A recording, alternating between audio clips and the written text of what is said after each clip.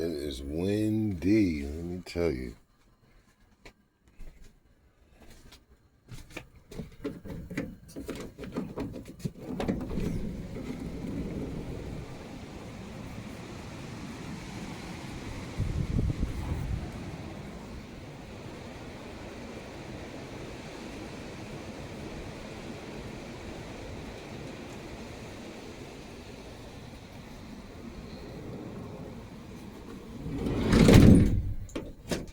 It's funny, but one thing I appreciate about being in here, aside from the little mishaps, is I can still fold my laundry standing up on my bed like I did when I was in my apartment, and then I put my laundry away. This is all my work gear.